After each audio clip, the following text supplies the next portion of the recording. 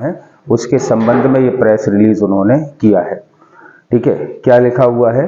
राज्य सेवा एवं राज्य वन सेवा प्रारंभिक एवं राज्य सेवा परीक्षा 2024 से प्रभावशील पुनरीक्षित परीक्षा योजना एवं पाठ्यक्रम आयोग की वेबसाइट पर दिनांक 18/1/2024 से प्रकाशित किया जा रहा है।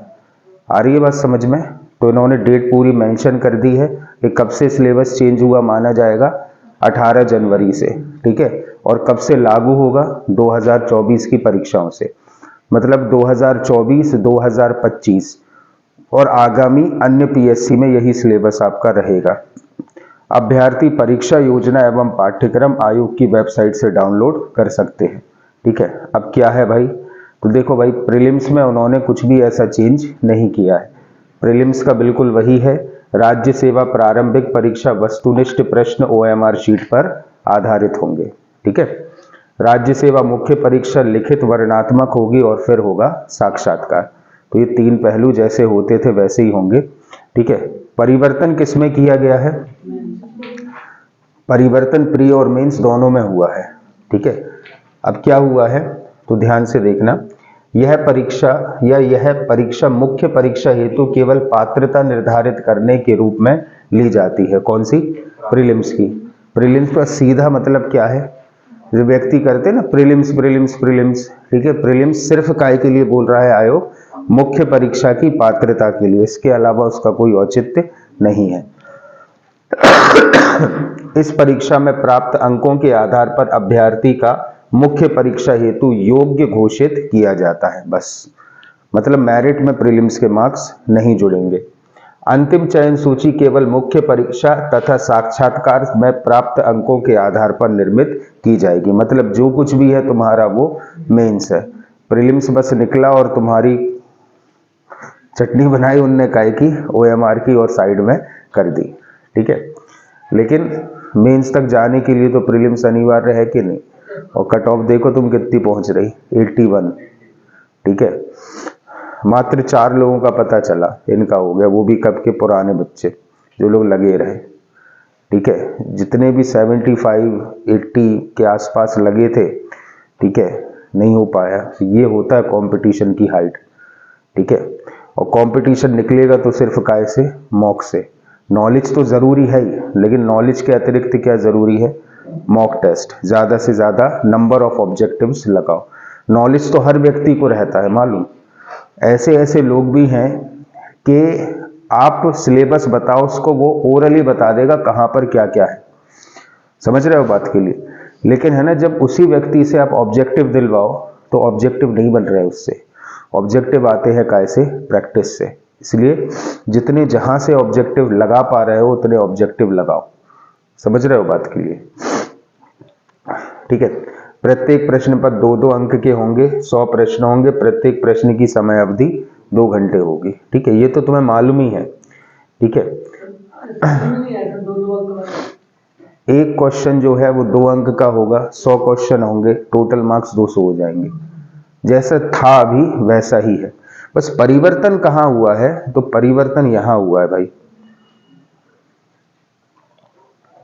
यहां पर।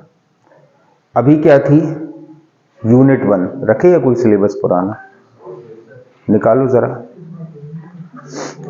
अब नया वाला देंगे। ठीक है, देखो पहले क्या था? यूनिट 1 में हुआ करता था हमारा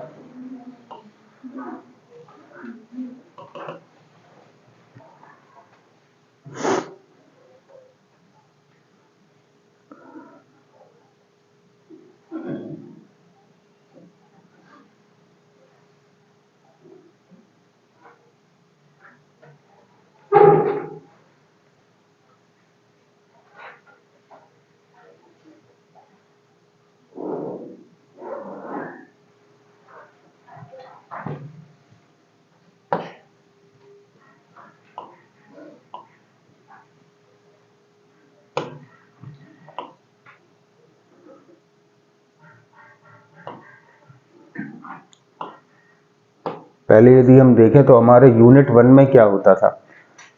मध्य प्रदेश का इतिहास, संस्कृति और साहित्य।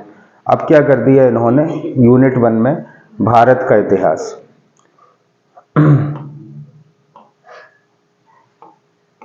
यूनिट 1 में अब क्या कर दिया गया है, भारत का इतिहास। ठीक है, भारत का इतिहास मतलब सबसे पहले देखो नई चीज क्या जुड़ी है, संकल्पना एवं विचार। संकल्पना एवं विचार का मतलब है जो पुराने इतिहासकार है उनकी जो विचार है या उन्होंने जो नारे वगैरह दिए हैं या फिर एक कोई नई संकल्पना प्रस्तुत की है, वो सब भी आपको याद रखना, ये अतिरिक्त चीज है। जैसे अपन ने कल पढ़ा था ना कि हम कहना चाहिए जमींदारों की नहीं सिर्फ महारानी की रैयत है, तो उस लेवल पर जाकर आपको चीजें कवर करना है। ठीक है, प्राचीन भारतीय ज्ञान परंपरा मतलब वैदिक साहित्य के बारे में बात की जा रही है।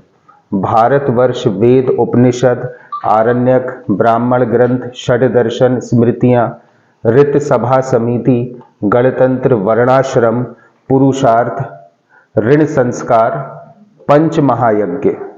ठीक है, कर्म का सिद्धांत बोधिसत्व और तीर्थंकर, ये उन्होंने बहुत अच्छे से डिफाइन कर दिया। ये सिलेबस एक्चुअल में प्राचीन भारत का है, वैदिक साहित्य बौद्ध साहित्य और जैन साहित्य, उसको डिफाइन कर दी। ये अपन पहले भी पढ़ते थे, इससे घबराने की आवश्यकता नहीं है। प्राचीन भारत में जब वैदिक कला और संस्कृति अपन शुरू करते थे तब यही चीजें पढ़ते थे। बौद्ध धर्म में अपन ने यही पढ़ा, जिन्होंने पहले पढ़ा उनका कंप्लीट भी है। ठीक है, तो ऐसा कुछ भी नहीं सोचना है कि अब क्या होगा, कुछ नहीं होगा, वही चीजें सिलेबस को उन्होंने डिफाइन कर दिया बहुत अच्छे से। ठीक है, अब प्राचीन एवं मध्यकालीन भारत का इतिहास, इतिहास की प्रमुख विशेषताएं घटनाएं एवं उनकी प्रशासनिक सामाजिक व आर्थिक व्यवस्थाएं, यही तो तुम इतिहास में पढ़ते थे। ठीक है, सल्तनत की क्या प्रशासनिक व्यवस्था थी, सामाजिक व्यवस्था थी। ठीक है, मुगलों की क्या थी, यही सब तो तुम पहले से पढ़ते आ रहे थे, बस उसको जो है उन्होंने डिफाइन कर दिया है। ठीक है, भारत की सांस्कृतिक विरासत कला प्रारूप साहित्य पर्व एवं उत्सव, ये बेटा ये अपन को स्टैटिक जी के अलग से पढ़ना पड़ेगी। ये सिलेबस काय का हो गया, स्टैटिक जीके का, क्योंकि यहाँ पर आपको सभी प्रकार के नृत्य उनका इतिहास और उनका क्षेत्र ये भी देखना पड़ेगा। ठीक है, तो ये अपन हम अलग से पढ़ाएंगे क्या आपको स्टैटिक जीके। 19वीं व 20वीं शताब्दी के सामाजिक एवं धार्मिक सुधार आंदोलन, ये भी कर ही रहे हो आप, बहुत से तो अपन ने कर ही लिए हैं, किसान आंदोलन बस अपने बचे हैं। ठीक है, स्वतंत्रता संघर्ष एवं भारतीय राष्ट्रीय आंदोलन, ये नेक्स्ट फेज पे अपन को चालू ही करना है। स्वतंत्रता के पश्चात भारत का एकीकरण एवं पुनर्गठन, ये बेटा पॉइंट हो जाता है किसका, पॉलिटी का। पॉलिटी की जब हम शुरुआत करते हैं ना, तो संविधान का निर्माण कैसे हुआ, किस प्रकार से राज्यों का गठन हुआ, कौन सा राज्य कब बना, वही कहलाता है भारत का एकीकरण व पुनर्गठन। ठीक है, तो ये पॉलिटी में तुम पहले से पढ़े बैठे हो, जिन्होंने पहले पढ़ा था। ये आपको घबराने की आवश्यकता नहीं है कि आप क्या होगा, समझ रहे हो। क्यों नहीं है, क्योंकि सिलेबस जो है पूरा चेंज नहीं हुआ है, बस अच्छे से डिफाइन कर दिया गया है सिलेबस के लिए।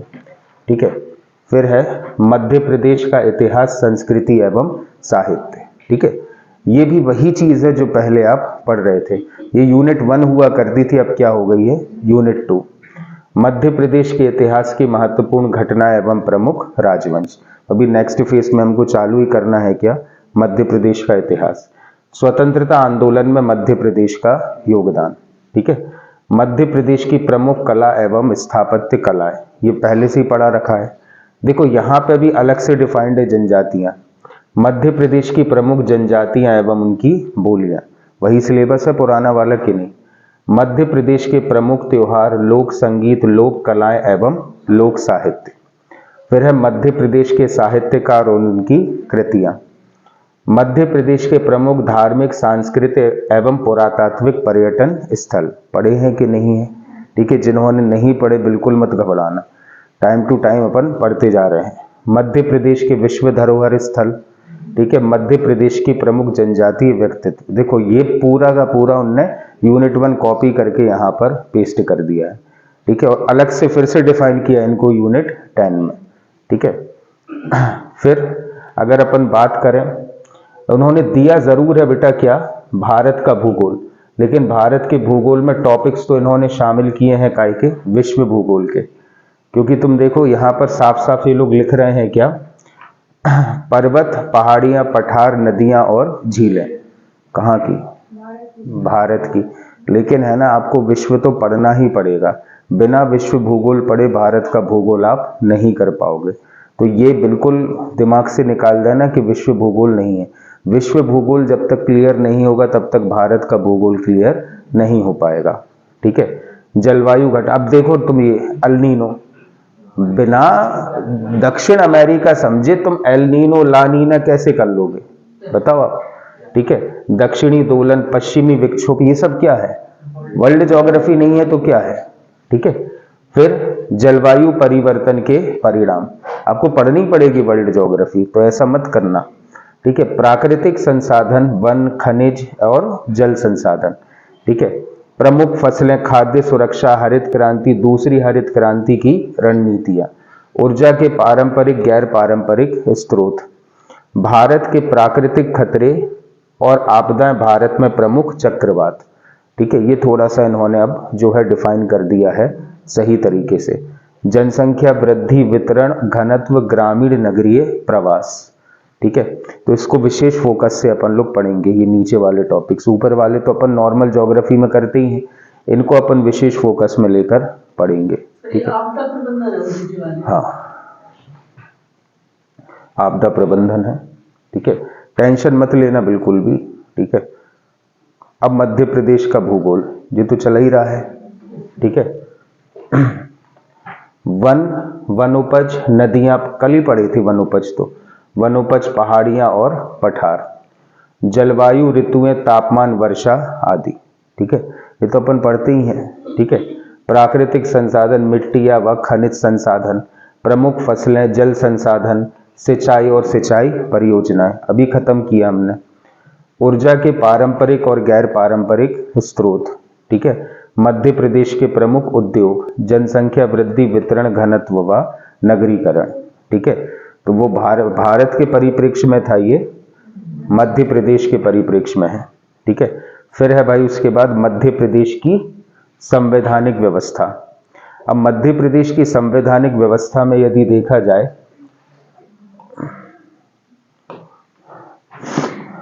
तो संविधान सभा, ठीक है, नॉर्मली संविधान का ही टॉपिक है।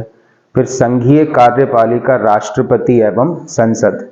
ठीक है। नॉर्मल संविधान के टॉपिक हैं। अरिजीत तो समझ में आने लगे होंगे। ठीक है। सर्वोच्च न्यायालय व न्यायिक व्यवस्था। ठीक है। संविधान संशोधन। ठीक है। ये विशेष रूप से हम आपको अभी 3 या 4 दिन की क्लास लगाएंगे, 4-4 घंटे की। ठीक है। तो ये पूरे के पूरे संवैधानिक संशोधन जो है, एक आध हम सोच रहे और हो जाए अभी। ठीक है। फिर इकट्ठे करा दें। नागरिकों के मौलिक अधिकार, कर्तव्य, राज्य के नीति निर्देशक सिद्धांत। ठीक है। राष्ट्रीय व प्रादेशिक संवैधानिक सांविधिक आयोग एवं संस्थाएं। अब हो गए कंफ्यूज तुम। ठीक है। क्योंकि आयोग तो उन्होंने कितने डिफाइन किए थे? 19 डिफाइन किए थे, लेकिन राज्य के परिप्रेक्ष्य में अपन कंप्लीट करते थे 21। ठीक है। क्योंकि 2 ऐसे आयोग थे जिनमें अपन राज्य आयोग अलग से कंप्लीट करते थे, जो कि डिफाइंड नहीं थे। लेकिन अब बेटा तुम ध्यान से देखो, इन्होंने यहां पर लिख दिया है राष्ट्रीय एवं प्रादेशिक संवैधानिक सांविधिक आयोग। मतलब आयोग तो तुम्हें करने ही पड़ेंगे, आप ऐसा नहीं कर सकते कि आयोग छोड़ दें। ठीक है। लेकिन उसको शॉर्ट वे में कर लो, एटलीस्ट ऊपर ऊपर का तो कर लो। एक एक चार्ट जो है हम बनवा देंगे। ठीक है। उस चार्ट से ही उन आयोगों को पढ़ लेना। ठीक है। लेकिन ऐसा हम एकदम से नहीं बोल सकते कि आयोग सिलेबस से बाहर होगा, क्योंकि उन्होंने डिफाइन नहीं किया इस बार आयोग के लिए, लेकिन आयोग की हेडिंग तो डाल दी है पॉलिटी वाले सेक्शन में। ठीक है। फिर है मध्य प्रदेश की संवैधानिक व्यवस्था। राज्यपाल अपन ने पढ़े थे, राज्यपाल का पूरा कितने राज्यपाल थे, कौन कौन सी किताबें लिखी हैं, वही सारी चीजें।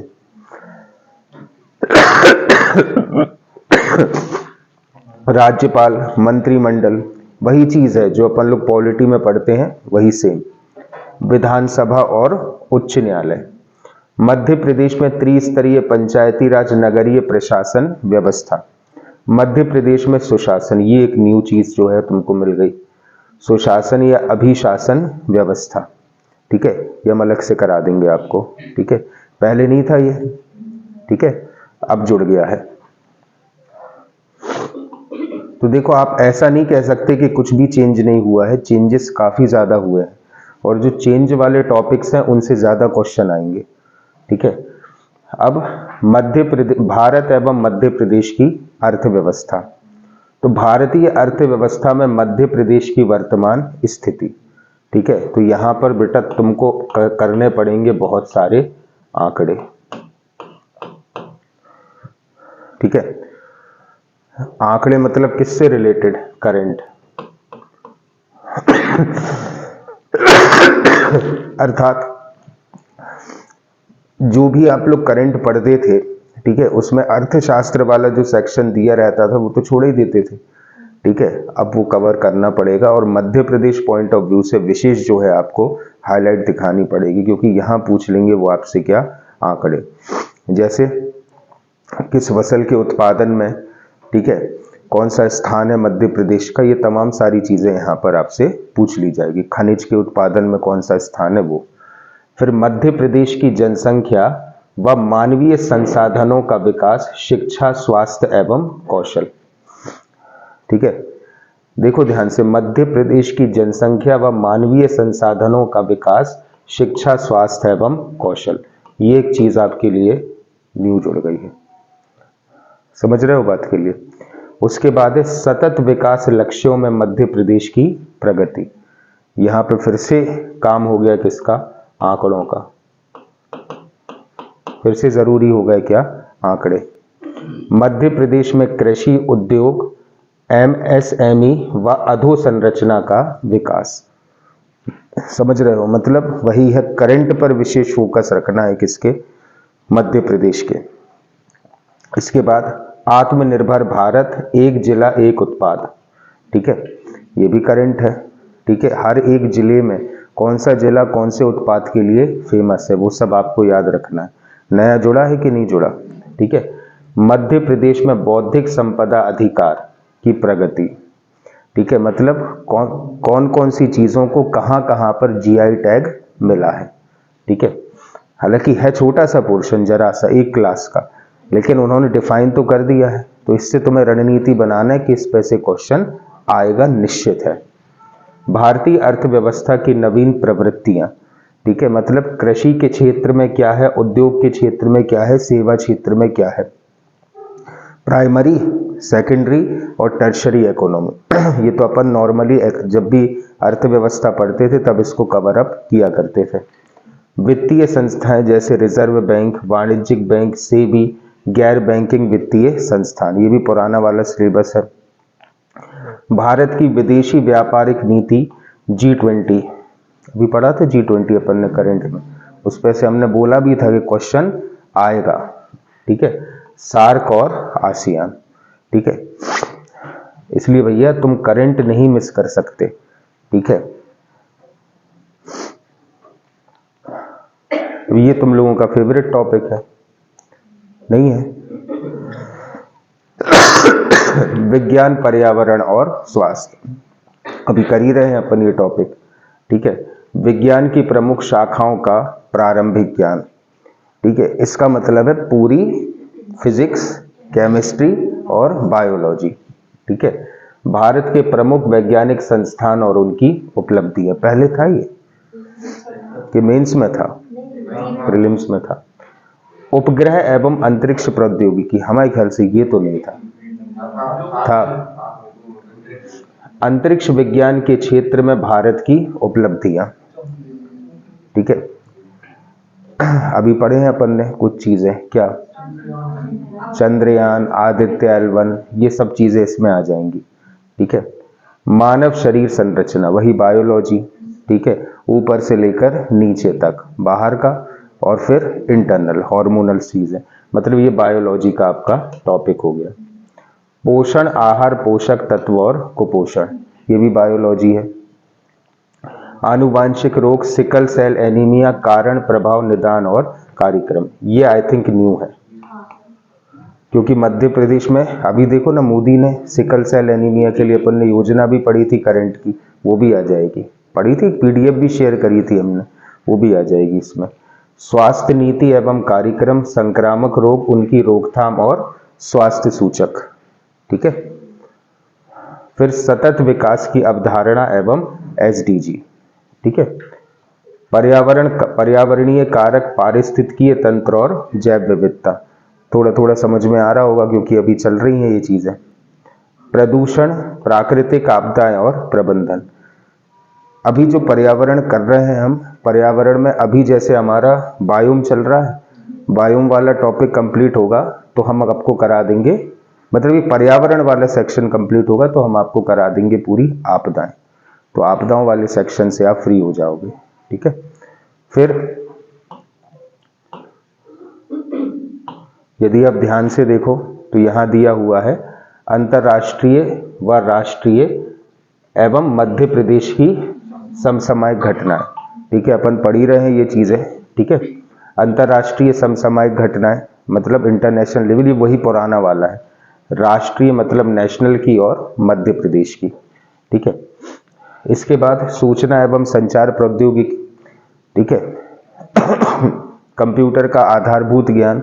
अब बेसिक्स ऑफ कंप्यूटर का मतलब है एक पूरी किताब, ठीक है। वो पूरा का पूरा जनरेशन से लेके आज के दौर के एआई तक आपको पूरा ज्ञान जो है यहाँ पर होना चाहिए, क्योंकि किसी भी प्रकार का क्वेश्चन यहाँ से अराइज हो जाएगा, ठीक है। फिर है इलेक्ट्रॉनिकी सूचना एवं संचार प्रौद्योगिकी, ठीक है। पहले ये पहला टॉपिक था, ये दूसरा था। अब ये इलेक्ट्रॉनिकी सूचना एवं संचार प्रौद्योगिकी मतलब आईसीटी, ठीक है। ये पूरा आपको निपटाना है। फिर है robotics, artificial intelligence, cyber security, ये भी पुराने वाले टॉपिक है। ई गवर्नेंस, ये भी पुराना है। इंटरनेट व सोशल नेटवर्किंग प्लेटफॉर्म्स, ये भी पुराना है, ठीक है। तो कुछ भी यहाँ पर ऐसा कुछ चेंजेस यूनिट 8 और यूनिट 9 में हमें देखने को नहीं मिलता। यूनिट 7 में भी चेंज हुआ है, 6 में भी हुआ है और 5 में भी हुआ है, 4 में भी हुआ है और 1 और 2 तो है, ठीक है। नेक्स्ट, अब यूनिट 10 पूरी चेंज कर दी है।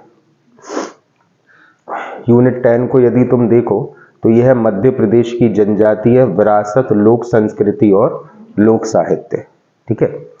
मध्य प्रदेश में जनजातियों का भौगोलिक विस्तार, तो ये तो तुम पढ़ते ही थे, कौन सी जनजाति कौन से क्षेत्र में पाई जाती है, ठीक है। मतलब ऐसा कुछ अलग से जो है उन्होंने नहीं टपकाया यहाँ पर, ठीक है। ये तो तुम पहले से पढ़ते थे ना, गोंड कहाँ मिल रहा है, भील कहाँ मिल रहा है, बैगा कहाँ मिल रहा है, भारिया कहाँ मिल रहा है, वही चीज है।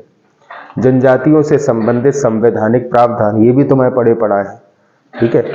मध्य प्रदेश की प्रमुख जनजातीय, विशेष पिछड़ी जनजाति, घुमंतू जनजातियों के कल्याण के लिए योजनाएं, ठीक है। फिर है मध्य प्रदेश की जनजातीय संस्कृति, परंपरा, विशिष्ट कला, त्योहार, उत्सव, भाषा, बोली और साहित्य, ये भी तुम्हें पढ़े हैं। अपन ने हर जनजाति में लिखा है उनके निवास को क्या कहा जाता, कौन सी बोली है बोलते हैं, क्या खाते हैं, कैसे कपड़े पहनते हैं, सब पढ़ा है कि नहीं पढ़ा, वही चीज है सेम, ठीक है। मध्य प्रदेश की जनजातियों का भारत की स्वतंत्रता आंदोलन में योगदान, ये तुम पहले से ही पढ़ते हुए आ रहे हो। ये जो जनजातीय व्यक्तित्वों ने योगदान दिए हैं वो तो आप पहले ही पढ़ते थे मध्य प्रदेश के स्वतंत्रता संग्राम में, तो उस चीज को उन्होंने यहाँ बहुत अच्छे से डिफाइन कर दिया। अब भी जस्ट अपन यूनिट 1 में पढ़ते हुए आए हैं इसके लिए, ठीक है। एवं राज्य के प्रमुख जनजातीय व्यक्तित्व, मध्य प्रदेश में जनजातियों से संबंधित प्रमुख संस्थान, संग्रहालय और प्रकाशन, ठीक है। संग्रहालय वगैरह सब अपन ने पढ़े ही हैं जनजातियों वाले। मध्य प्रदेश की लोक संस्कृति और लोक साहित्य, वही ईश्वरी की फाग है, ठीक है। भर्तृहरि की जो रचनाएं हैं वो तमाम सारी चीजें यहाँ आ जाएंगी, वही है। ये वाले जो 2 सेक्शन है ये यूनिट 1 के जैसे बिल्कुल ही सेम है, समझ रहे हो। तो ये है भाई तुम्हारा क्या, पेपर 1 प्रीलिम्स का, ठीक है। अब नीचे आओ, इसमें ऐसा कुछ चेंजेस नहीं हुए, किसमें, सी सेट में कुछ भी चेंजेस नहीं हुए हैं, ठीक है। अब आओ तुम कहां, मेंस में। हाँ ये देखो,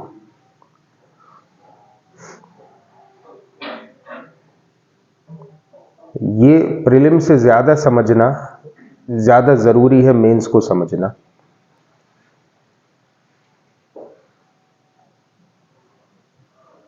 राज्य सेवा मुख्य परीक्षा 2024 से प्रभावशील। तो भाई देखो, पेपर तो उतने ही हैं पूरे के पूरे, कितने, 6।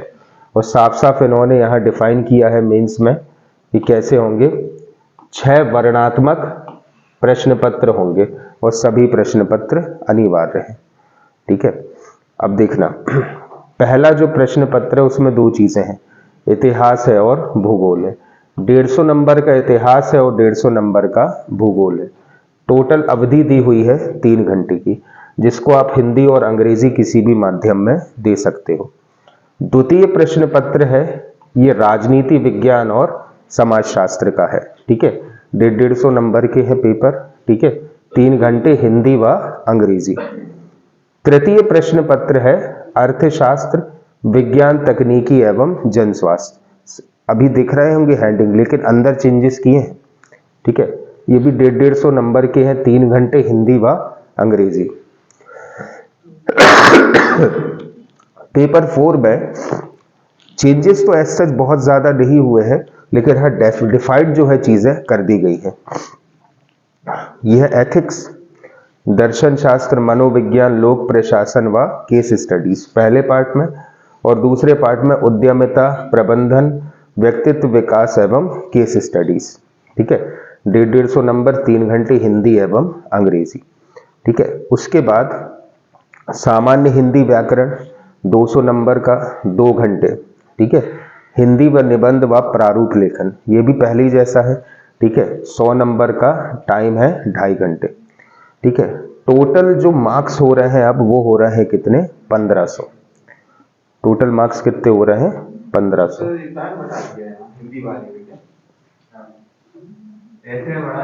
ऐसे में बढ़ गया है। ठीक है, हिंदी में घट गया है।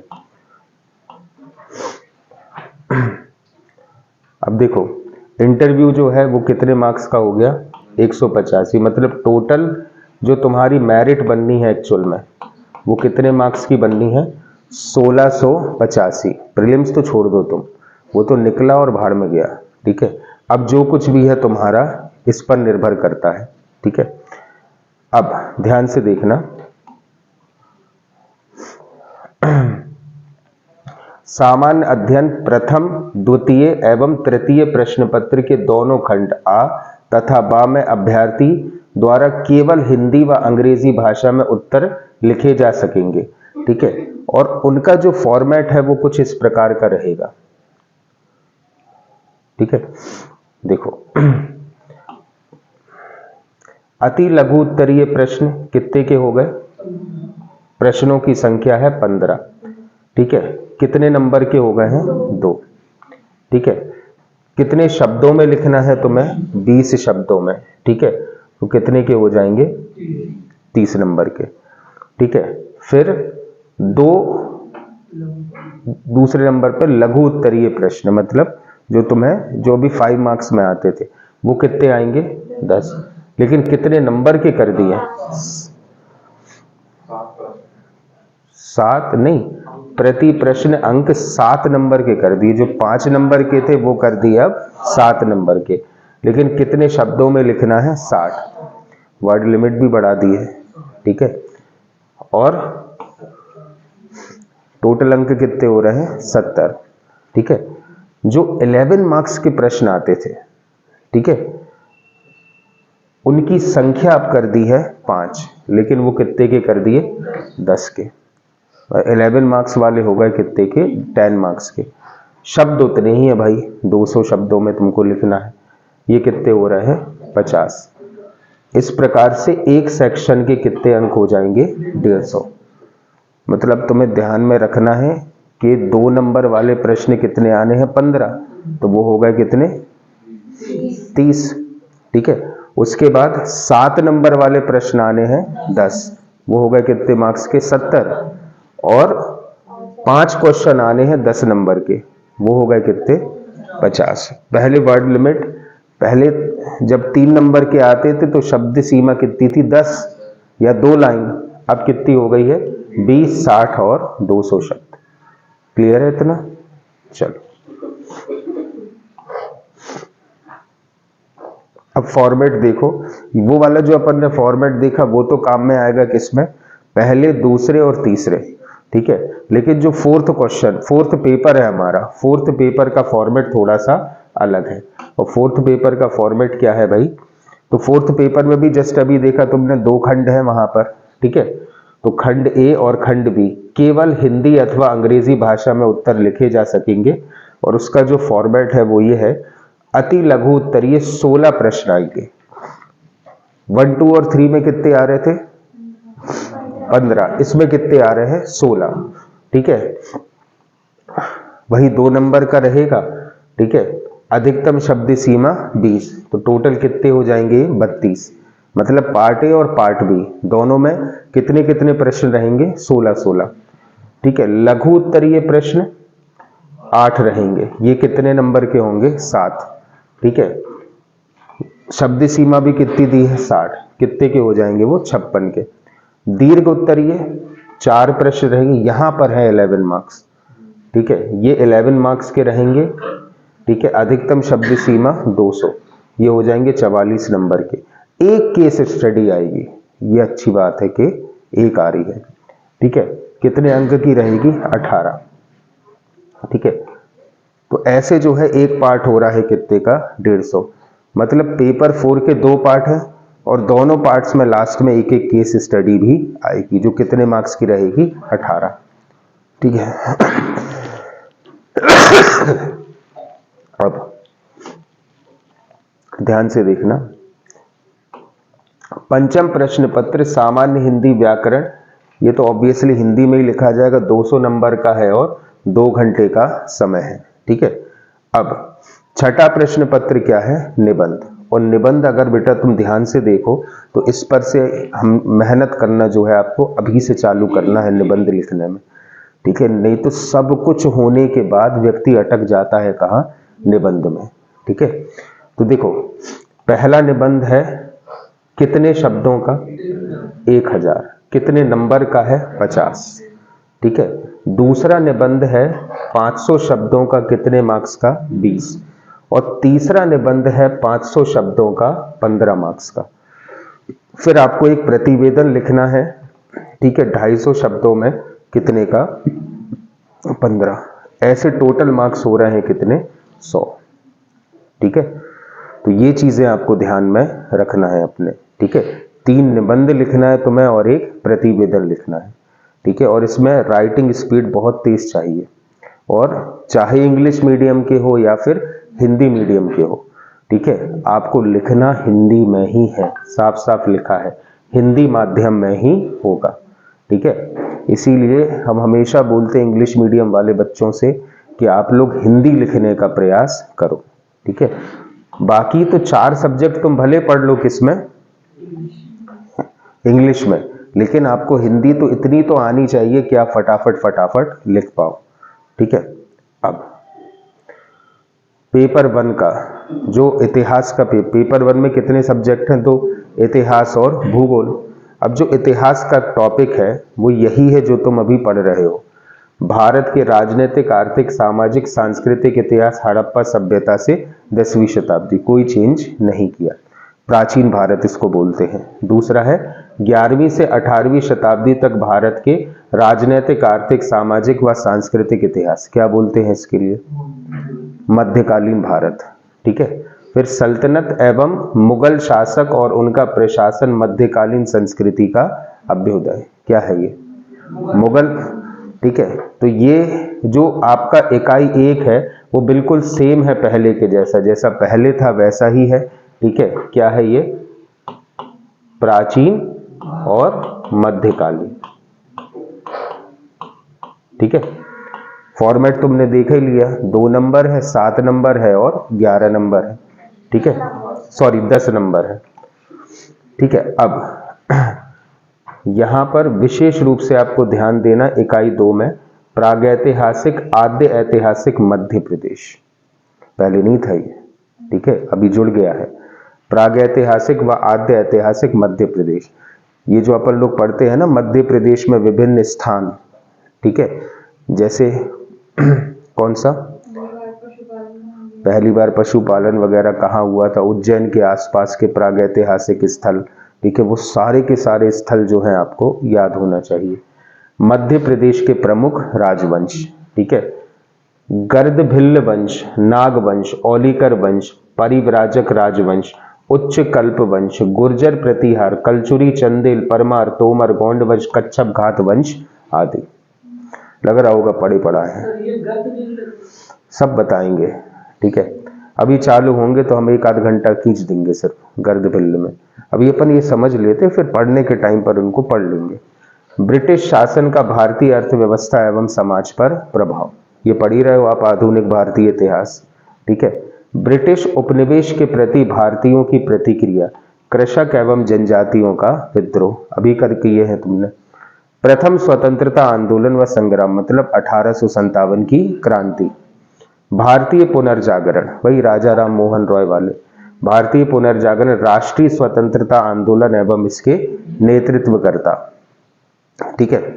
मध्य प्रदेश में स्वतंत्रता आंदोलन सेम है, ठीक है। प्रीलिम्स में जो आप पढ़ोगे और मेंस में जो पढ़ोगे, इसमें एज सच कोई भी अंतर नहीं है, ठीक है।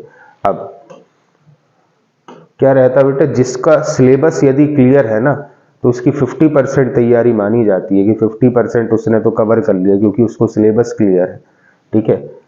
ऐसे लोग हैं ना, तुरंत समझ लेते हैं चीजें कि हम कहाँ पर गलती करेंगे, कहाँ पर अटकेंगे, तो सिलेक्शन की चांसेस आपकी काफी बढ़ जाती है अगर आपको सिलेबस क्लियर हो जाए। अब इकाई 4 में दिया है गणतंत्र के रूप में भारत का उदय, वही पॉलिटी में जो हमने लिखवाया था ना अभी, कौन सा, जब अपन पॉलिटी पढ़ते हैं, ठीक है, तो एकीकरण पढ़ते हैं ना राज्यों का, वही तो क्या है, गणतंत्र के रूप में भारत का उदय, ठीक है। राज्यों का पुनर्गठन सेम चीज है, ठीक है, कौन सा राज्य कब बना है। मध्य प्रदेश राज्य के रूप में गठन, मध्य प्रदेश का गठन आप पढ़ते ही हो, ठीक है। स्वतंत्रता प्राप्ति के पश्चात की प्रमुख घटनाएं, कौन किसकी सरकार आई, कब बनी, ठीक है, करंट अफेयर से रिलेटेड विभिन्न प्रकार की चीजें। भारतीय सांस्कृतिक विरासत मध्य प्रदेश के संदर्भ में, जैसे प्राचीन काल से आधुनिक काल तक विभिन्न कला प्रारूप, साहित्य, पर्व, वास्तुकला के प्रमुख पक्ष। मध्य प्रदेश की जितनी भी वास्तुकला है एक्चुअल में वो आप लोग यहाँ पर स्टडी करोगे, वही जो यूनिट 2 है वही है सेम, ठीक है। मध्य प्रदेश में विश्व धरोहर एवं पर्यटन, वही सेम चीज जो अभी तुमने प्रीलिम्स में देखी थी वही मेंस में फिर से है, कोई भी अंतर यहाँ पर नहीं है। फिर मध्य प्रदेश की प्रमुख रियासतें गोंडवाना, बुंदेली, बघेली, होलकर, सिंधिया, भोपाल रियासत स्वतंत्रता प्राप्ति तक, ठीक है। मध्य प्रदेश के जनजातीय नायक, वही जनजाति व्यक्ति तुमको देखो प्रीलिम्स में यूनिट 1 में भी है, यूनिट 10 में भी है और मेंस के पेपर 1 के पार्ट ए में भी है। का संघर्ष एवं इतिहास में योगदान, राजा शंकर शाह, रघुनाथ शाह, याद आ रहा कुछ, रानी दुर्गावती, भीमाजी नायक, भीमा नायक याद आ रहा, खाज्या नायक, टंटिया भील, गंजन सिंह कोरकू, बादल भोई और पेमा फाल्या, ठीक है, सब है सिलेबस में आपको, ठीक है। अब दूसरा सेक्शन है क्या, भूगोल, ठीक है। भारत का भौगोलिक स्वरूप एवं जलवायु, ठीक है। प्राचीन भारत में भौगोलिक ज्ञान, ठीक है। प्राचीन भारत के भौगोलिक ज्ञान का मतलब क्या, ये नई चीज सुनने में आ रही है, ब्रह्मगुप्त टाइप के, या ब्रह्मगुप्त या जो पुराने जो वैज्ञानिक थे जिन्होंने भूगोल के क्षेत्र में कोई सी विशेष खोज करी थी, उनके बारे में आपको यहाँ पर पढ़ना है। क्या सिलेबस हमें लग रहा कुछ ऐसा हुआ है कि हमको जो है प्राचीन इतिहास व संस्कृति से जोड़ा गया है, यही है मोदी लहर, यही मोदी लहर है, ठीक है। भारत के प्रमुख भू आकृतिक विभाग, जैसे हिमालय पर्वत, उत्तर भारत का विशाल मैदान और प्रायद्वीपीय पठार, याद है जैन साहब के नहीं, प्रमुख पहाड़ी पठार, नदियां और झीलें।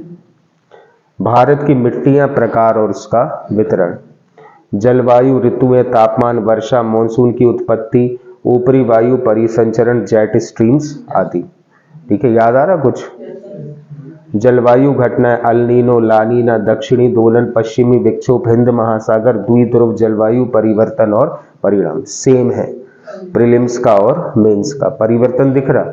कोई परिवर्तन नहीं है। सेम जो आप लोग प्रीलिम्स में पढ़ोगे वही रिपीट करना है कहाँ? मेंस में। ठीक है, तो उन्होंने है ना एक्चुअली यदि देखा जाए तो आधार तो वही रखा है, 70% लगभग हमको सेम मिल रहा है प्री का और मेंस का। फिर है भारत कृषि एवं जल संसाधन। प्रमुख फसलें श्री अन्न, श्री अन्न बोला जाता है किसे? मोटे अनाज को।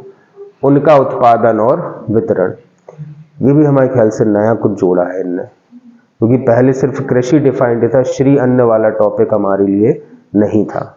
ठीक है, सिंचाई, सिंचाई तकनीकों के प्रकार, सिंचाई के स्रोत, बहुउद्देशीय परियोजनाएं। उसके बाद खाद्य सुरक्षा, हरित क्रांति, द्वितीय हरित क्रांति, सतत कृषि के लिए रणनीतियां। ठीक है, उसके बाद जल संसाधन का संरक्षण और संवर्धन, वर्षा जल संचयन, जल संरक्षण के तरीके, नदियों को आपस में जोड़ना, राष्ट्रीय जल नीति। ठीक है, ये तो पुराना वाले सिलेबस ही है। ठीक है, फिर भारत प्राकृतिक संसाधन एवं उद्योग। ठीक है, वन संसाधन एवं उनके प्रकार और वितरण। अभी आप पढ़ ही रहे हो वन पर्यावरण में, ये सब क्या है? Tropical, evergreen forest, deciduous forest जो आपने कल पढ़े थे, वही तो है एक प्रकार के वन। प्रमुख खनिज और ऊर्जा संसाधन। उसके बाद ऊर्जा संकट और ऊर्जा के गैर पारंपरिक स्रोत। प्रमुख उद्योग लोहा और इस्पात, सीमेंट, कागज, शक्कर, सूती वस्त्र उद्योग आदि। प्रमुख खाद्य प्रसंस्करण उद्योग। तो औद्योगिक क्षेत्र पूरा आप इसमें कवर करोगे। ऐसा सच बहुत ज्यादा परिवर्तन यहाँ पर नहीं हुआ है। ठीक है, ठीक है, फिर है क्या? आपदाएं और तकनीकें। ठीक है, भारत में प्राकृतिक खतरे और आपदाएं जैसे भूकंप, सुनामी, सूखा, बाढ़, ओलावृष्टि, कोहरा, बादल फटना, तड़ित झंझा। भारत में उष्ण कटिबंधीय चक्रवात। पर्यावरण प्रदूषण, इसमें क्या क्या आ जाएगा? वायु प्रदूषण, जल प्रदूषण, मिट्टी या भूमि प्रदूषण एवं उनका रोकथाम, नियंत्रण और प्रबंधन, प्रदूषण को कम करने के उपाय। भारत में जनसंख्या वृद्धि, संसाधनों पर जनसंख्या का दबाव, ग्रामीण शहरी प्रवास। ठीक है, भूगोल में उन्नत तकनीकें, सुदूर संवेदन, भौगोलिक सूचना प्रणाली, जीआईएस, जीपीएस एवं उनके अनुप्रयोग, उपग्रहों के प्रकार। पुराना वाला सिलेबस है, कोई परिवर्तन इसमें नहीं हुआ। ठीक है, बस ये चेंजेस कर दिए हैं थोड़े से। फिर मध्य प्रदेश का भूगोल। ठीक है, मध्य प्रदेश का भूगोल सेम है। कौन सा? प्रीलिम्स वाला और ये वाला। देखो आप, प्रमुख भू आकृतिक विभाग, मालवा का पठार, मध्य भारत का पठार, बुंदेलखंड का पठार, याद आ रहा कुछ? विंध्याचल श्रेणी, बघेलखंड पठार, नर्मदा सोन घाटी, सतपुड़ा श्रेणी। प्रमुख नदियां और उनकी सहायक नदियां, आ रहा है कुछ दिमाग में? जलवायु, ऋतु, तापमान, वर्षा, मध्य प्रदेश की मिट्टियां, प्रकार, वितरण, मृदा अपरदन और मृदा संरक्षण। प्राकृतिक वनस्पति अर्थात वनों के प्रकार, वितरण और प्रमुख वनोपज। प्रमुख फसलें, सिंचाई और सिंचाई परियोजनाएं। प्रमुख खनिज और ऊर्जा संसाधन, ऊर्जा के गैर पारंपरिक स्रोत, वही है सेम। प्रमुख उद्योग लघु एवं कुटीर, जनसंख्या वृद्धि, वितरण, घनत्व और नगरीकरण। ठीक है, सेम जो अभी पढ़ना है तो मैं वही सेम यहाँ पर रिपीट हुआ है। ठीक है, अब द्वितीय प्रश्न पत्र में संविधान, शासन, राजनीतिक व प्रशासनिक संरचना। ठीक है, ये पूरा का पूरा संविधान है, इसका पार्ट ए। और पार्ट बी क्या है? समाजशास्त्र। सेकंड पेपर ही हमारा क्या? राजनीति विज्ञान और समाजशास्त्र का। ठीक है, तो भारतीय संविधान निर्माण, विशेषता, मूल ढांचा और प्रमुख संशोधन।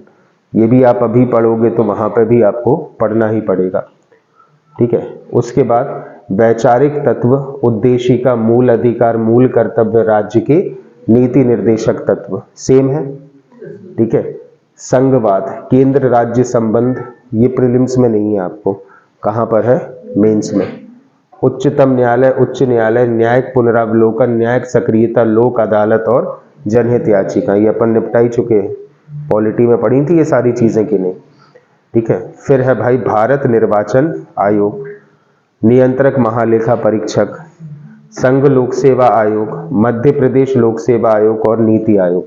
यही सेम टू सेम पहली प्राथमिकता में अपन प्रीलिम्स में भी निपटाएंगे, क्योंकि इन आयोगों से प्रश्न ज्यादा आएंगे, क्योंकि ये मेंस के टॉपिक है और अपन को दिया है प्रीलिम्स में भी आयोग, तो हम ये वाले आयोग पहले कर लेंगे और बाकी अन्य आयोगों की अपन टेबल से उसको याद कर लेंगे। मध्य प्रदेश राजनीति में जाति, धर्म, वर्ग, नर जातीयता, भाषा, लिंग की भूमिका, भारतीय राजनीति में राजनीतिक दल, मतदान व्यवहार, सिविल सोसाइटी, जन आंदोलन, राष्ट्रीय अखंडता तथा सुरक्षा से जुड़े मुद्दे। ये नई चीज है, ठीक है, मतलब अभी आपके लिए नई है, ठीक है। क्यों? क्योंकि ये चीज आपने अभी रेगुलर बैचेज में नहीं पढ़ी, ठीक है। अब लोकतंत्र की विशेषताएं यदि हम देखें, ठीक है, ये पुराना वाला है पूरा का पूरा सेम। राजनीतिक प्रतिनिधित्व, निर्णय प्रक्रिया में नागरिकों की भागीदारी, सामुदायिक आधारित संगठन, गैर सरकारी संगठन व स्वयं सहायता समूह, ठीक है। मीडिया की भूमिका एवं समस्याएं, भारतीय राजनीतिक विचारक, ये तो आप लोग पढ़ते ही हो, कौटिल्य, अहिल्याबाई, महात्मा गांधी, जवाहरलाल नेहरू, सरदार वल्लभ भाई पटेल, राम मनोहर लोहिया, डॉक्टर भीमराव अंबेडकर, पंडित दीनदयाल उपाध्याय और जयप्रकाश नारायण, ठीक है। फिर है राज्यों का पुनर्गठन 1956 तथा मध्य प्रदेश का निर्माण, मध्य प्रदेश का विभाजन, पढ़ा ही हुआ होगा ये। राज्यपाल की नियुक्ति कैसे होती, उसकी शक्तियां क्या है, स्थिति क्या है, मुख्यमंत्री एवं मंत्री परिषद का संगठन, कार्य और भूमिका, पॉलिटी का टॉपिक है नॉर्मली, ठीक है। फिर मध्य प्रदेश विधानसभा का संगठन, शक्ति, अध्यक्ष की भूमिका, विपक्ष की भूमिका, ठीक है। मध्य प्रदेश हाईकोर्ट संगठन, क्षेत्राधिकार एवं भूमिका, जो तुम नॉर्मली पॉलिटी में हाईकोर्ट पढ़ते हो ना, उसी को कन्वर्ट करेंगे अपन मध्य प्रदेश के परिप्रेक्ष्य में।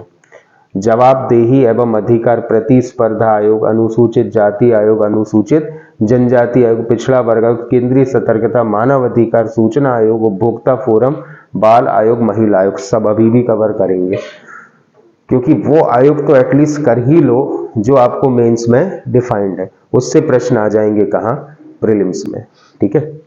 अब अपन बात करते इकाई 5 की, ठीक है।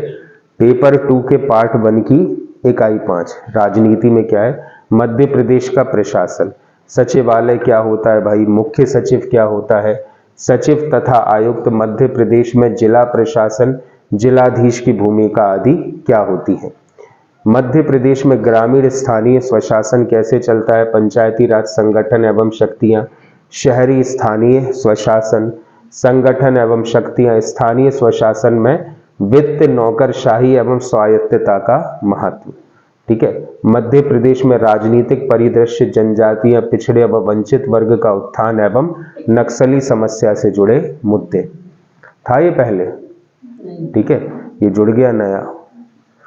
मध्य प्रदेश की राजनीति में महिलाओं का योगदान क्या है, मध्य प्रदेश की राजनीति में समसामयिक मुद्दे, मतलब जो करंट अफेयर्स है वो अलग से इन्होंने डिफाइन कर दिया, राजनीति से जुड़ा हुआ, इसलिए अब आप रोजगार निर्माण एस्केप नहीं करोगे। रोजगार निर्माण समाचार पत्र है Madhya Pradesh point of view से, वो एस्केप बिल्कुल भी नहीं करना है, ठीक है। और एक वेबसाइट सब लोग डेली पढ़ोगे और वो है पब्लिक रिलेशंस मध्य प्रदेश, ये मध्य प्रदेश गवर्नमेंट की वेबसाइट है। प्रतिदिन जितनी भी राजनीतिक उथल पुथल होती है सबका अपडेट जो है यहाँ पर आता है, सरकारी वेबसाइट ही है ये, ठीक है। इसमें आपको पुराने रोजगार निर्माण की पीडीएफ भी मिल जाएंगे, पुराने रोजगार निर्माण जो तुम कभी नहीं छूते थे, ठीक है, उसके पीडीएफ भी आपको यहाँ पर मिल जाएंगे, ठीक है। गूगल पर बस डाल देना पब्लिक रिलेशन मध्य प्रदेश, आपको सब अपडेट मिल जाएगा, ठीक है, क्योंकि ये चीज आपको साफ साफ यहाँ पर डिफाइन कर दी गई है। बालाघाट वालाघाट से जुड़े हुए जो मुद्दे हैं वो आपको पढ़ना पड़ेंगे, दे देंगे हम पूरा, कहना चाहिए आपको नोट्स बनाकर दे देंगे, समझा देंगे, उतने ही रीड कर लेना, ठीक है। अब अपन बात करते हैं किसकी, समाजशास्त्र की आधारभूत अवधारणा, ये बिल्कुल नया होगा तुम्हारे लिए। हालांकि पॉइंट्स तो रिपीट हुए, लेकिन समाजशास्त्र हमें तो नहीं लग रहा तुमने कभी पढ़ा होगा। ठीक है, समाजशास्त्र की आधारभूत अवधारणा क्या होती है? तो समाज की भारतीय संकल्पना, कुटुंब क्या होता है, परिवार क्या है, नातेदारी क्या है, वंश क्या है और गोत्र परंपरा क्या है। एक्चुअली भारतीय परिप्रेक्ष्य में ही हम इसको डिफाइन कर रहे हैं। फिर है समुदाय, संस्था, संघ, संस्कृति, मानदंड और मूल्य। उसके बाद है सामाजिक समरसता के तत्व, सभ्यता एवं संस्कृति की अवधारणा, भारतीय संस्कृति की विशेषताएं।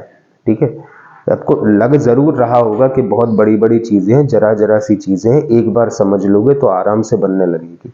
ठीक है, बस स्टेमिना बढ़ाओ। ठीक है, नहीं तो 12:30 बजते हैं और बिल्कुल ऐसा मुंह हो जाता तुम लोगों का। अब छोड़ो। ठीक है, स्टेमिना बढ़ाओ, 2-2:30 बजे तक पढ़े तो अपन लोग 3 महीने में निपटा देंगे पूरा। ठीक है, सामाजिक संस्थाएं, परिवार, शिक्षा, धर्म, वर्ण, ऋण, यज्ञ और संस्कार। ठीक है, फिर विभिन्न प्रकार के अनुष्ठान, विभिन्न संदर्भ, जाति व्यवस्था, आश्रम, पुरुषार्थ, समाज, विवाह पर धर्म और संप्रदाय का प्रभाव। ठीक है, बहुत इंटरेस्टिंग टॉपिक है। ठीक है, बस वही है, जरूरी क्या है हमारे लिए, स्टेमिना। ठीक है, भारतीय समाज में विविधता और चुनौतियां, नहीं देखते हो कितनी सारी विविधताएं हैं, और विविधताएं हैं तो चुनौतियां तो रहेंगी रहेंगी। भारतीय समाज की संकल्पना, भारत के लोग और विविधता में एकता, सांस्कृतिक विविधता, क्षेत्रीय, भाषाई, धार्मिक और जनजातीय, अपराध का बदलता परिदृश्य, नशीली दवाओं की लत। ठीक है, बच्चे जो हैं नशे में पड़ रहे हैं, दुनिया भर की चीजें जो हैं, वो थिनर आता ना वो, ठीक है, सूंघ रहे हैं बैठकर, ये सब क्या है? हाँ, सूंघ रहे हैं, और क्या, ये वो आते हैं वाइट कलर का वाइटनर बैठकर सूंघ रहे हैं। ठीक है, ये सब क्या है? नशीली चीजों की लत पड़ रही है कि नहीं? आत्महत्या देखो तुम, कोटा में देखो क्या हुआ, ये था पहले? नहीं था। ठीक है, परिदृश्य बदल गया, चुनौतियां जो है हमें एक्चुअली अच्छा कि इन्होंने समाजशास्त्र का जो वो है दायरा वो बढ़ा दिया, क्योंकि एक्चुअल में जब आप सिलेक्ट होगे आप किससे भिड़ोगे? समाज से, कि ट्रिग्नोमेट्री लगाओगे? बताओ, तुम्हें रहना तो समाज में ही है कि वैराग्य धारण करोगे? समाज में रहोगे ना, तो इन चुनौतियों को एक्चुअल में तुम्हें ही डील करना। तो सिलेबस उन्होंने बहुत अच्छा कर दिया है, प्रैक्टिकल कर दिया एक तरीके से देखें तो। और साइबर अपराध हो रहे हैं कि नहीं? ठीक है, पैसा कहाँ है तुम्हारा और बैंक कहाँ है? फोन पे से लिंक। ठीक है, कुछ ना कुछ तो उठापटक करेंगे। महिलाओं के प्रति बढ़ते अपराध और घरेलू हिंसा, वर्तमान बहस, भारत में परंपरा और आधुनिकता, राम मंदिर आ जाए इसमें सच में। ठीक है, राष्ट्र निर्माण की समस्याएं, धर्मनिरपेक्षता, बहुलवाद और राष्ट्र निर्माण। उन्होंने एक्चुअल में आपको डाइवर्ट कर दिया है कि भारत को हिंदू राष्ट्र बनाना है। ठीक है, क्योंकि ये पूरे जब इसको समझाएंगे ना तो हम भी इसी का एग्जाम्पल देंगे कि हिंदू राष्ट्र क्यों ना बनाया जाए भारत के लिए। ठीक है, बहुत जल्दी जो है ये टॉपिक हम चालू करते हैं। ठीक है, जिसको पढ़ना वो बैठेगा 2-2:30 बजे तक। ठीक है, अभी कर लोगे तो कर लोगे, ये सिलेबस ही नहीं है लोगों के पास। हम तो नेट किए हैं, समाजशास्त्र में नेट क्वालिफाइड है। ठीक है, तो ये हम बहुत अच्छे से आपको जो है चीजें बता देंगे। और ये जब आप समाजशास्त्र पढ़ना चालू करते हो ना, ठीक है, तब ये चीजें जो है आपको छोटे रूप में पढ़ना पड़ती है। यहाँ पे भी छोटे रूप में पढ़ना, लेकिन बहुत सारा पढ़ना है। ठीक है, क्योंकि इतना तो हो जाए तुम्हारा कि यार अगर कोई बोले कि हर एक टॉपिक पर 1 पेज लिख दो तो तुम लिख पाओ। ठीक है, इसके लिए भाषा शैली की बहुत अच्छी आवश्यकता आप में होना चाहिए। ग्रामीण एवं नगरीय समाजशास्त्र। ठीक है, अब कुछ लोग पोस्टेड, कुछ पटवारियों का क्या काम होते हैं, वो लोग कहाँ रहेंगे? ग्रामीण क्षेत्र में, ठीक है। तो एक्चुअल में आप जैसे नायब तहसीलदार हो या एसडीएम हो तो तुम्हारे अधीन नायब तहसीलदार रहेंगे, नायब तहसीलदार बने हो तुम्हारे अधीन पटवारी रहेंगे। तो एक व्यक्ति को क्या मनोवृत्ति होनी चाहिए, इसलिए हमारे हिसाब से ये सिलेबस शामिल किया गया है। ग्रामीण समाज के अध्ययन के उपागम, ठीक है, ग्रामीण शहरी अंतर, ग्रामीणवाद और नगरवाद, ठीक है, बहुत अच्छा टॉपिक है ये, ठीक है। किसानों का अध्ययन, ठीक है, 73वें संशोधन से पहले और बाद में पंचायती राज व्यवस्था, ये तो तुमने पढ़ा है, पहले हमारे यहाँ क्या व्यवस्था थी और बाद में कैसी व्यवस्था हो गई। ग्रामीण नेतृत्व, गुटबाजी और लोक सशक्तिकरण, ग्रामीण विकास के सामाजिक मुद्दे, रणनीतियां, बंधुआ और प्रवासी मजदूर, ग्रामीण समाज में बदलता या बदलाव के रुझान, किस प्रकार से परिवर्तन हो रहा है। ये बिल्कुल ही नया टॉपिक है, पहले नहीं था। ये था क्या? नहीं था। नगरीय समुदाय की विशेषताएं, नगरीय समुदाय में परिवर्तन, नगरीकरण के कारण एवं प्रभाव, नगर नियोजन की अवधारणा, नगर नियोजन को प्रभावित करने वाले कारक, भारत में नगरीय प्रबंधन की समस्या। पूंगी बज गई, ठीक है, बहुत भयंकर है ये, छोटा मोटा मत मानना इस सिलेबस को, ठीक है। फिर है औद्योगिकरण, वैश्वीकरण, सामाजिक विकास एवं जनसंख्या, भारत में औद्योगिकरण एवं सामाजिक परिवर्तन, परिवार, शिक्षा, स्तरीकरण पर प्रभाव, औद्योगिक समाज में वर्ग और वर्ग संघर्ष, ठीक है नॉर्मली जो सोशियोलॉजी से पढ़ रहा होगा उसको बिल्कुल नॉर्मल लगेंगी ये चीज, ठीक है। लेकिन जिन्होंने कभी नहीं पढ़ा है समाजशास्त्र उनको थोड़ी सी टफ लगेंगी। वैश्वीकरण की चुनौती है, समाजशास्त्र का भारतीयकरण, शिक्षा का निजीकरण।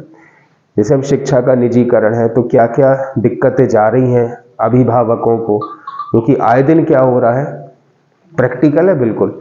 फीस तो अपनी जगह है, 200 रुपये ले आओ, 500 रुपये ले आओ, झंडियाँ ले आओ, जे पेपर ले आओ, फलाना ले आओ, ठिकाना ले आओ।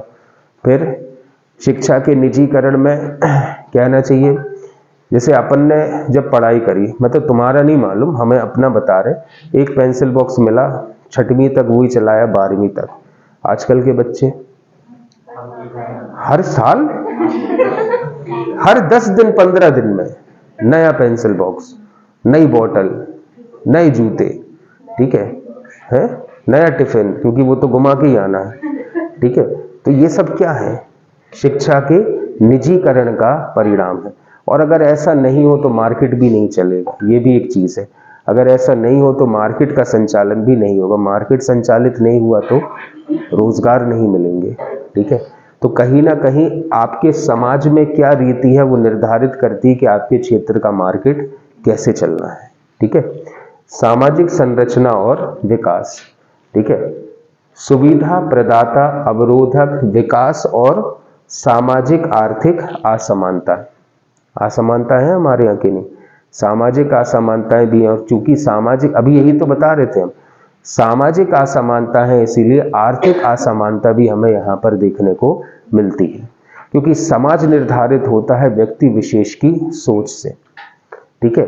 और जहां पर सोच जो है वो छोटी होगी, वहां की अर्थव्यवस्था पर उस सोच का परिणाम आपको देखने को मिलता है, ठीक है। तो अच्छा है, सिलेबस जो है पहले का जो सिलेबस हुआ करता था वो किस प्रकार का था बेटा, रटन विद्या वाला। आज का जो सिलेबस है वो कैसा हो गया है, प्रैक्टिकल चीजों पर आधारित हो गया है, ठीक है। संस्कृति और विकास सहायक, बाधक के रूप में संस्कृति, उत्तर आधुनिकीकरण, पश्चिमीकरण। इसका अर्थ क्या है, इसका अर्थ यह है कि संस्कृति और विकास सहायक, बाधक के रूप में संस्कृति, मतलब किस प्रकार से संस्कृति जो है आपकी प्रगति में बाधा बनती है, ठीक है। ये भी बहुत अच्छी चीज है। भारत में जनसंख्या वृद्धि और वितरण, 1901 से वृद्धि, कारण और प्रभाव, ठीक है। अवधारणा, प्रजनन क्षमता, मृत्यु दर, रुग्णता, प्रवास, आयु और लिंग संरचना, ठीक है। उसके बाद मानव संसाधन विकास और सामाजिक कल्याण की योजना, ये वाला पुराना वाला है। अभी तक आपने जितने टॉपिक्स पढ़े वो सब नए थे, क्योंकि पहले आपको समाजशास्त्र सिर्फ क्या था, एक छोटा सा टॉपिक था, अब तो पूरा पेपर ही हो गया किसका, समाजशास्त्र का। फिर है मानव संसाधन विकास और सामाजिक कल्याण की योजनाएं। राष्ट्रीय शिक्षा नीति 2020, देखो पूरी की पूरी नीति है, ठीक है, जो अभी न्यू एजुकेशन पॉलिसी है, उसका क्या विजन है, क्या सिद्धांत है, स्कूली शिक्षा, उच्च शिक्षा, व्यावसायिक शिक्षा, ऑनलाइन और डिजिटल शिक्षा, वयस्क शिक्षा और जीवन प्रयत्न सीखना। ठीक है, तो ये फिर से अपन को प्राथमिक रूप से मतलब सारे काम छोड़कर सबसे पहले ये पेपर अपन को करना पड़ेगा, क्योंकि अन्य टॉपिक्स ऐसे हैं बेटा कि तुम जो पढ़ रहे हो ना उससे लिंक है वो सारे टॉपिक। ये टॉपिक कहीं से कहीं तक लिंक नहीं है तुमने अभी तक जो कुछ भी पढ़ा है, लेकिन हम गारंटी दे रहे हैं पूरा टॉपिक 1 मंथ का है। 1 महीने अगर 1.5 घंटे भी तुमने एक्स्ट्रा पढ़ लिया तो हम ये पेपर आपका कंप्लीट कर देंगे। ठीक है, क्योंकि ये पूरा का पूरा बेस्ड रहेगा नोट्स पर। हम आपको नोट्स बना कर देंगे, पूरा टॉपिक जो है हम आपको एक्सप्लेन कर देंगे।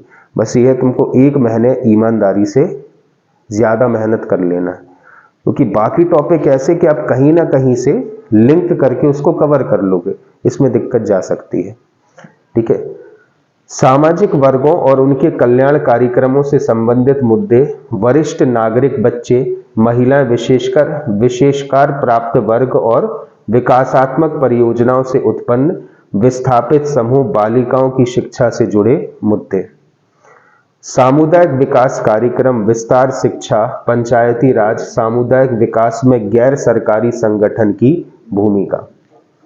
मध्य प्रदेश में जनजातियों की स्थिति फिर आ गई।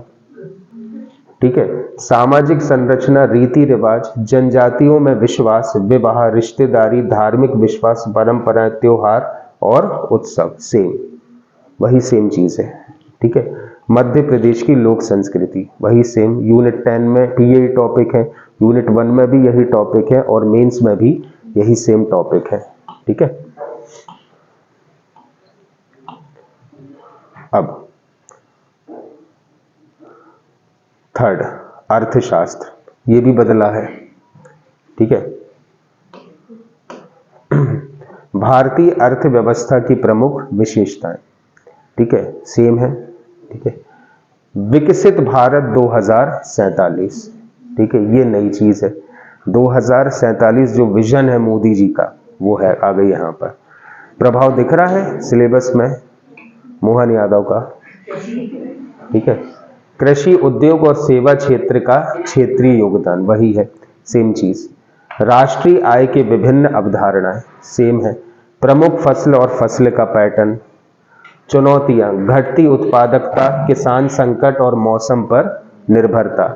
सरकारी पहल, पीएम किसान, एमएसएमई और विभिन्न योजनाएं। सरकार के द्वारा जो कृषि क्षेत्र और जो मंझले उद्योग है उनको चलाने के लिए जो विभिन्न योजनाएं हैं वो आपको यहां पर पढ़ना है।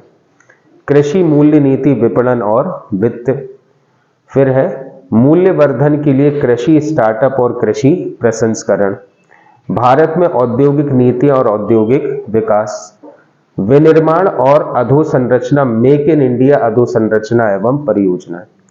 ठीक है, प्रभाव दिख रहा है सरकार का कि नहीं। आतिथ्य और पर्यटन, विदेशी मुद्रा आय में योगदान। ठीक है, मतलब ये जो G20 हुआ है उससे जो अतिथि आए उसका क्या प्रभाव जो है आपको देखने को मिलेगा। ठीक है, ये भी बिल्कुल प्रैक्टिकल कर दी है इकोनॉमिक्स। भारत में वस्तु एवं सेवाओं का मानकीकरण, कैसे जो रेट्स वगैरह फिक्स होते, जीएसटी क्या है, वो चीजें आप यहां पर देखोगे। ठीक है, अब कराधान एवं नीति परिदृश्य। ठीक है, ये भी आपको नया टॉपिक मिल गया कराधान वाला। ठीक है, राजकोषीय नीति, लोक व्यय, आगम, कराधान और घाटा प्रबंधन।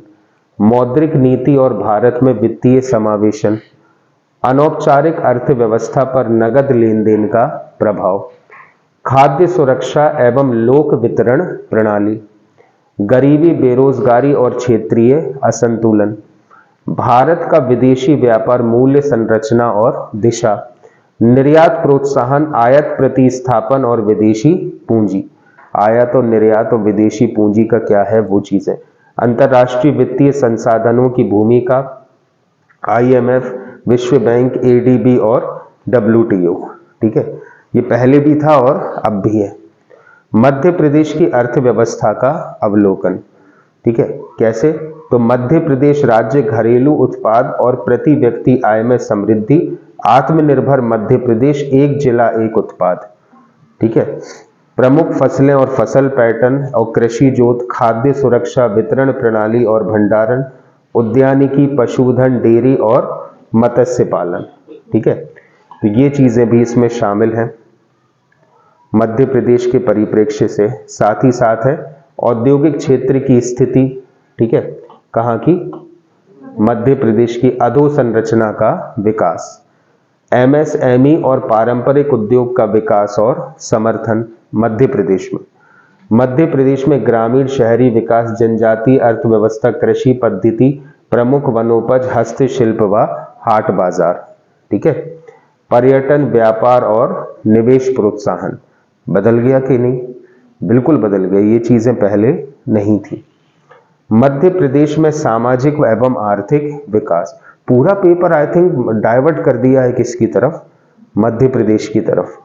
स्वास्थ्य, अधोसंरचना, शिक्षा और कौशल विकास, प्राकृतिक संसाधन प्रबंधन के लिए नीतियां, वन, जल और खनिज, वित्तीय सामाजिक समावेशन और कल्याणकारी योजनाएं, मध्य प्रदेश की जनसंख्या का प्रभाव।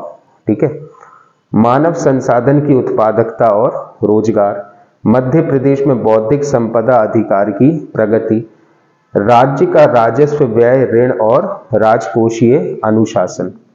ठीक है, ये भी बदल गया। पूरी इकाई जो है ये आधारित कर दी, मतलब अर्थव्यवस्था भी पूरी आधारित कर दी है किस पर? मध्य प्रदेश पर। ये भी देखो, ये भी चेंज कर दिया।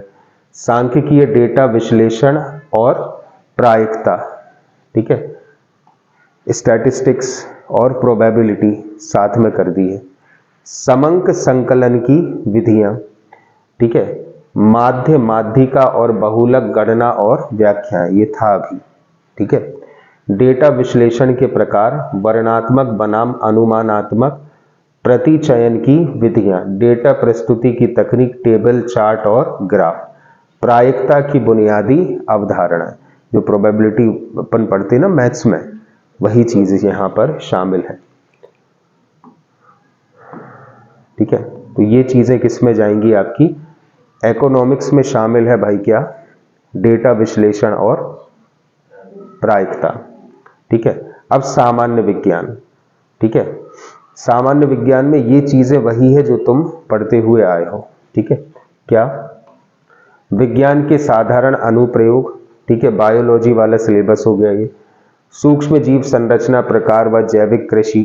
ठीक है, कोशिका की संरचना, प्रकार, विभाजन, कार्य, जंतु एवं पौधों का वर्गीकरण, पौधे, पशु एवं मानवों में पोषण, संतुलित आहार, विटामिन, हीनता जन्य रोग, हार्मोन्स, मानव शरीर के अंग संरचना एवं कार्य प्रणाली, जैव प्रौद्योगिकी, परिभाषा, स्वास्थ्य और चिकित्सा, कृषि, उद्यानिकी, पशुपालन, उद्योग और पर्यावरण जैसे क्षेत्रों में उनका प्रयोग।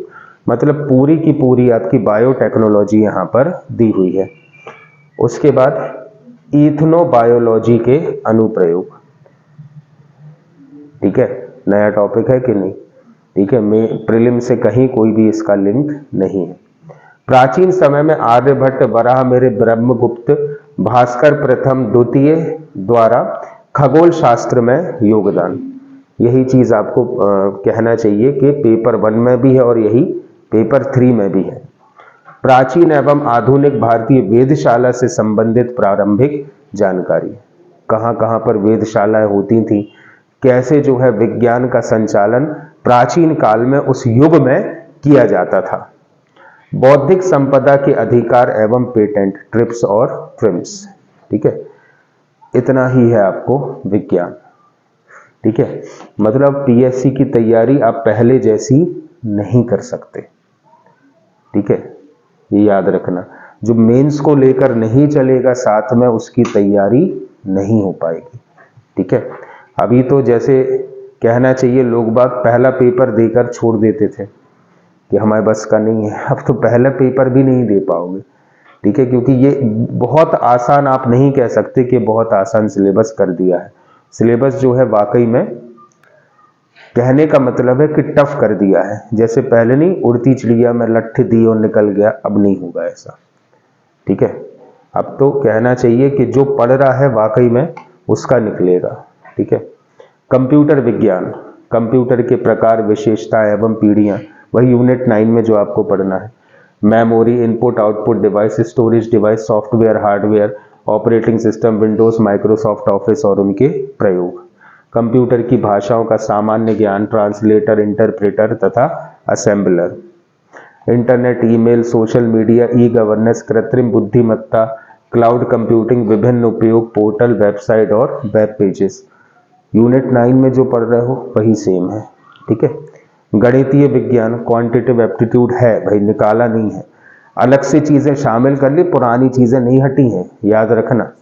ठीक है, संख्याएं एवं इसके प्रकार, इकाई मापन विधियां, समीकरण, गुणनखंड, लाभ हानि, प्रतिशत, साधारण ब्याज, चक्रवृद्धि ब्याज, अनुपात, समानुपात। क्यों अनीश? ज्यामितीय आकृतियां, क्षेत्रफल व पृष्ठीय क्षेत्रफल। तो क्षेत्रफल तक तो अपना कंप्लीट हो गया, आज से चालू करना है पृष्ठीय क्षेत्रफल।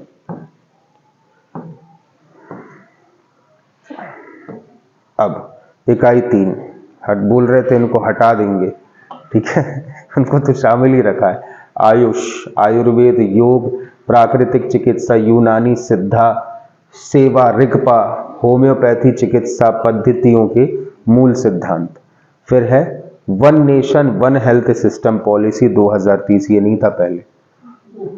ठीक है, आयुर्वेद, त्रिदोष, पंच महाभूत, आकाश, वायु, अग्नि, जल, पृथ्वी, दिनचर्या, ऋतुचर्या, पंचकर्म की प्रारंभिक जानकारी और जैविक घड़ी।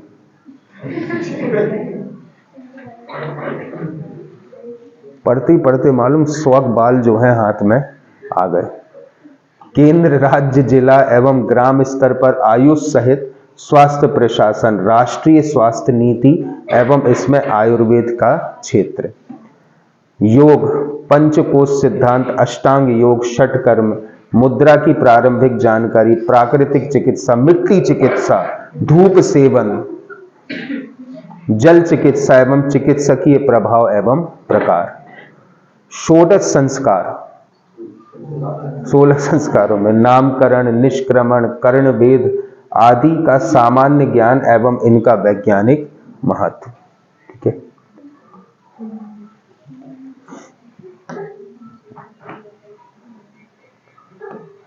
राष्ट्रीय स्वास्थ्य कार्यक्रम। ठीक है, स्वास्थ्य, स्वच्छता एवं बीमारियां, कुष्ठ, एड्स, अंधत्व, पोलियो, राष्ट्रीय क्षय निवारण कार्यक्रम, वेक्टर जनित रोग नियंत्रण कार्यक्रम, प्रजनन बाल स्वास्थ्य कार्यक्रम, इंटीग्रेटेड चाइल्ड डेवलपमेंट स्कीम, सार्वभौमिक एवं राष्ट्रीय टीकाकरण कार्यक्रम, राष्ट्रीय आयुष मिशन, राष्ट्रीय परिवार एवं स्वास्थ्य सर्वेक्षण, स्वच्छ भारत मिशन, आयुष्मान भारत योजना, राष्ट्रीय स्वास्थ्य मिशन, मध्य प्रदेश में मातृ मृत्यु दर।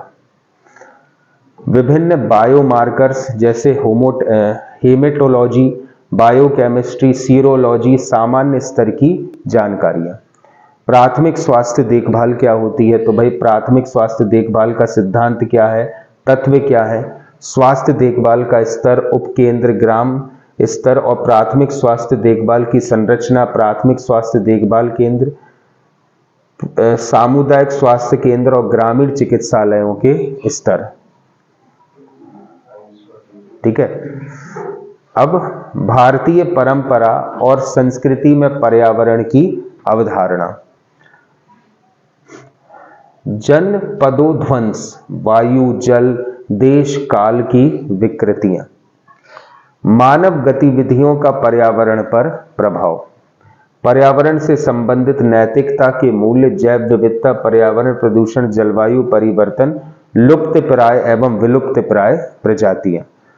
ठीक है, पर्यावरण से संबंधित समस्याएं, चुनौतियां, पर्यावरण क्षरण के कारण व प्रभाव, सार्वजनिक जन जागरूकता, पर्यावरण शिक्षा और उसका स्वास्थ्य एवं सुरक्षा से संबंध, पर्यावरण अनुकूल प्रौद्योगिकी, पर्यावरण संरक्षण के संवैधानिक प्रावधान, पर्यावरण संरक्षण नीति और नियामक ढांचा। बदल गया कि नहीं? पहले था नहीं था। मतलब पर्यावरण को उन्होंने रख दिया कहाँ? प्राथमिक क्षेत्र में। ठीक है। पर्यावरण संरक्षण में मध्य प्रदेश की जनजातियों की भूमिका, बैगा, सहरिया, भारिया, भील, गोंड आदि। ठोस अपशिष्ट प्रबंधन, नगरीय और औद्योगिक अपशिष्ट के कारण प्रभाव एवं नियंत्रण के उपाय। स्वच्छता सर्वेक्षण अभियान, उद्देश्य, विभिन्न चरण, उपलब्धियां तथा भविष्य, जल सुरक्षा, जल संरक्षण के क्षेत्र के लिए किए जाने वाले विभिन्न प्रयास। ये थे आपके कौन से? शुरुआत के 3 प्रश्न पत्र। ठीक है। लेकिन अभी पिक्चर बाकी है। ठीक है। ये तो थे कौन से? 3। अब ये है चौथा। तो चौथा में फिर से आ गया भाई भारतीय षड्दर्शन। ठीक है।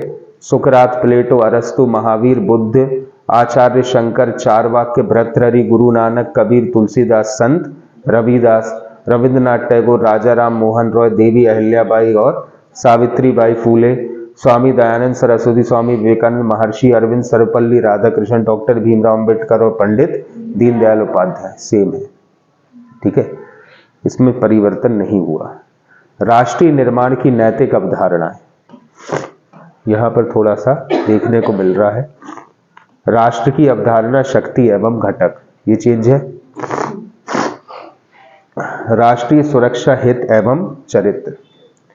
राष्ट्रीय सुरक्षा संचालन, सशस्त्र सैन्य बल, अंग एवं प्रकार तथा गुप्तचर एजेंसियां। परिवर्तित हो गया सिलेबस। मूल नैतिक अवधारणा, शुभ, सद्गुण, अहिंसा और उत्तरदायित्व। भगवत गीता का नीति शास्त्र एवं प्रशासन में उसकी भूमिका। ठीक है। यही तो हम बोल रहे थे आप लोगों से कि मोदी जी और मोहन यादव का प्रभाव आपको सिलेबस में स्पष्टतः दिखाई दे रहा है। ठीक है। और बहुत अच्छा भी है। ठीक है।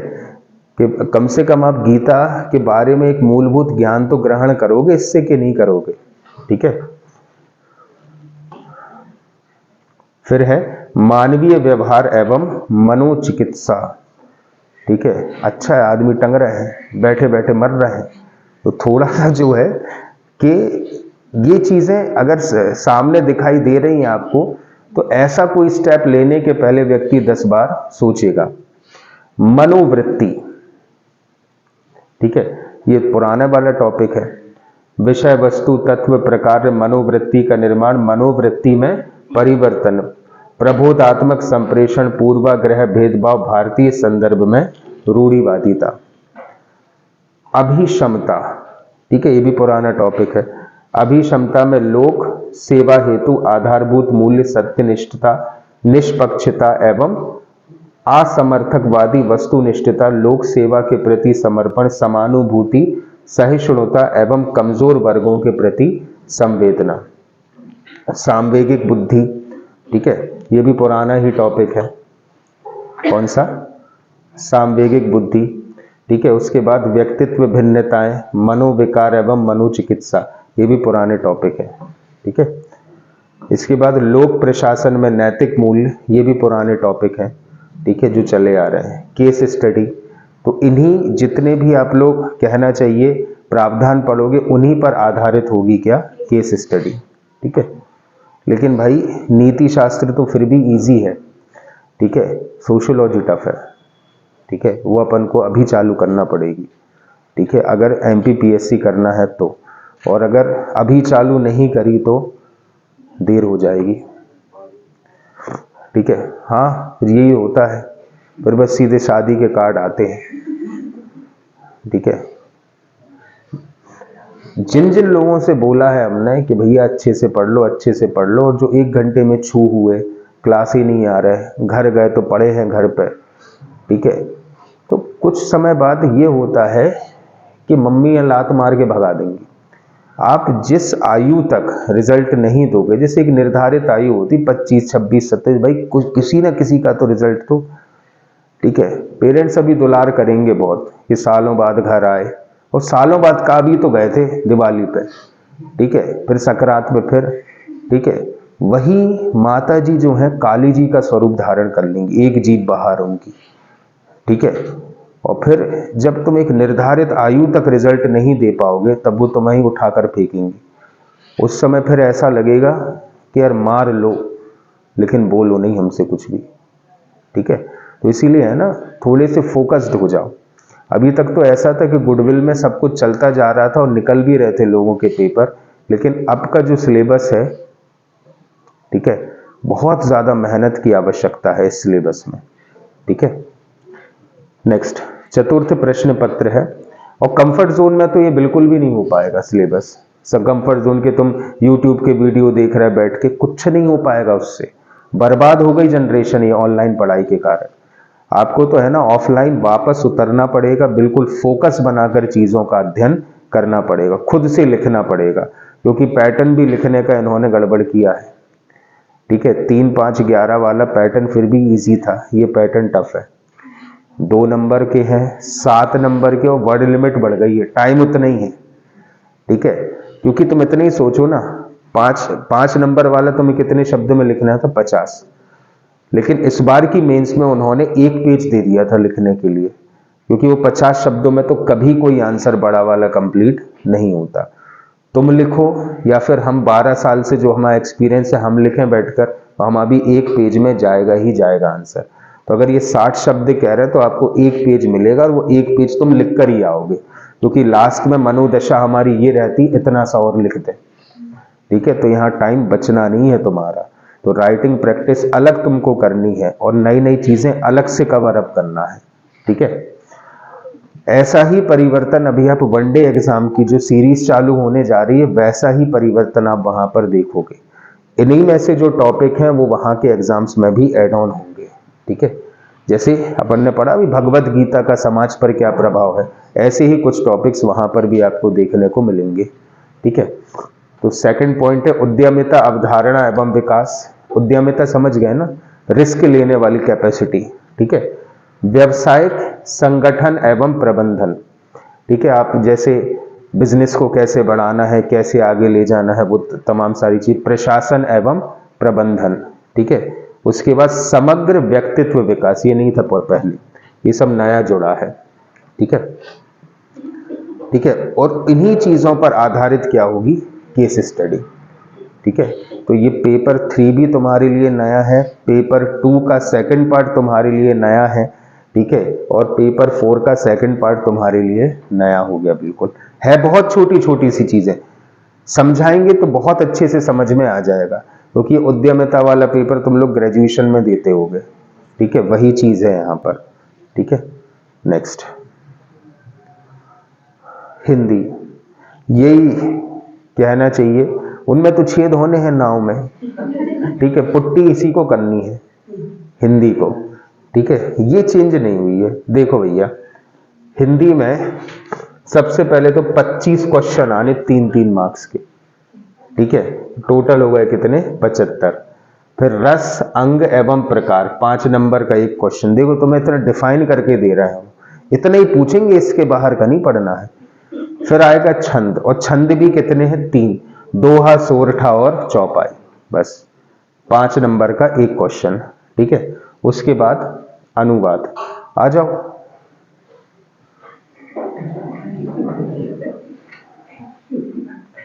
ठंड ज्यादा थी आज?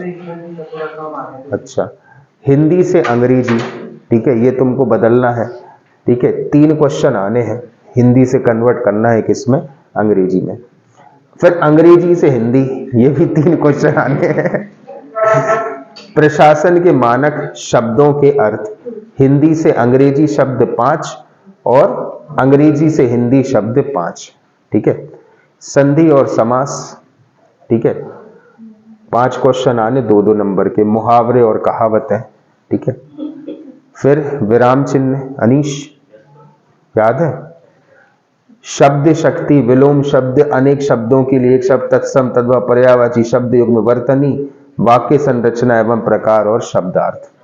ठीक है, सब 2-2 आएंगे।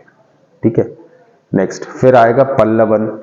ठीक है, मध्य प्रदेश की प्रमुख बोलियां, मालवी, निमाड़ी, बघेली और बुंदेली। ठीक है। तो जो अभी तक मजाक करते थे ना तुम लोग, मालवी भाषा में बोलने लगे, बुंदेली में बोलने लगे, वो अब तुम्हारे मजाक काम में आएगा, क्योंकि वहाँ के जो प्रमुख शब्द हैं वो कुछ आ सकते हैं आपके लिए, ठीक है। अब देखो, मालवी से 3, निमाड़ी से 3, बघेली से 3 और बुंदेली से 3, कड़ गए, गोला पर आ रहे, ठीक है। तो वो तमाम सारी जो चीजें हैं वो पूछी जा सकती हैं। फिर आपठित गद्यांश आएगा 18 अंकों का, ठीक है। इस प्रकार से कुल पेपर होगा 200 अंकों का, और ये आपको हिंदी में ही देना है, ठीक है। कुछ कभी देखा कि कोई हिंदी इंग्लिश में लिख रहा हो? आज के जमाने में कुछ भी पॉसिबल है, ठीक है, लेकिन ये आपको हिंदी भाषा और देवनागरी लिपि में देना है, ठीक है। अब भाई साहब, ये बहुत अच्छी चीज उन्होंने दे दी कि उन्होंने निबंध के टॉपिक्स जो हैं वो आपको डिफाइन कर दिए हैं, ठीक है। जो 1000 शब्द में निबंध लिखना, ये कितने मार्क्स का है? 50। उसके टॉपिक्स ये आपको दिए गए हैं, जिसमें से कुछ चुनिंदा टॉपिक्स जो हैं आप याद कर लो, जैसे ई मार्केटिंग, ई कॉमर्स, जो अभी वर्तमान में ट्रेंड में है। ये देखो तुम्हारे सिलेबस का ही है, विकसित भारत 2047, ठीक है। अब इसके लिए भी हम क्या करेंगे, हम आपको है ना प्रतिदिन एक एक टॉपिक की पीडीएफ दे देंगे, और क्लास में जो है 15 मिनट में उस टॉपिक को समझा देंगे। अब देखो पीएससी भाई ऐसा नहीं है कि हम एक एक चीज जो है तुमको लिखवाएं, बेसिक्स तो हम लिखवा देते हैं सब, ये है हायर लेवल, और हायर लेवल पर व्यक्ति तभी पहुंच पाएगा जब खुद का लेवल बढ़ाए, ठीक है। तो ये अपना काम चलेगा पीडीएफ से, ठीक है। टॉपिक हम सारे जल्दी जल्दी जल्दी धड़ाधड़ तुमको दे देंगे, समझा देंगे, बता देंगे कि चीज है क्या, अब इतने बड़े हो गए हो साढ़, ठीक है। खुद से खुद थोड़ा खुद भी पढ़ो, जितने डाउट है तो वो हमसे पूछो ना तुम, ठीक है। तो हम ये क्या करेंगे, आपको इनमें से 50% टॉपिक, क्योंकि पूरे नहीं करने हमें, 50% जो चुनिंदा टॉपिक है वो हमको करने, क्योंकि आपके पास अथवा अथवा करके बहुत सारे विकल्प आते हैं। तो इनमें जितने भी टॉपिक दिए उसमें से हम कवर अप करेंगे कितने? 50%। वो पीडीएफ हम आपको दे देंगे, ठीक है। नॉर्मली एकदम से नहीं रीड करना है, प्रतिदिन की मिल रही है, 2-2 दिन में जो है उसको पढ़कर खत्म करो, ठीक है।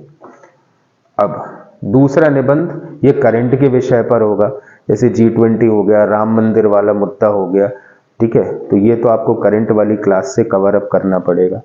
फिर तीसरा है प्रारूप लेखन। अब प्रारूप कुछ भी हो सकता है, शासकीय हो सकता है, अर्धशासकीय पत्र हो सकता है, परिपत्र मतलब जो सर्कुलर जारी होते हैं सरकार के, वो प्रपत्र, विज्ञापन, आदेश, पृष्ठांकर, अनुस्मारक, ये सारी चीजें।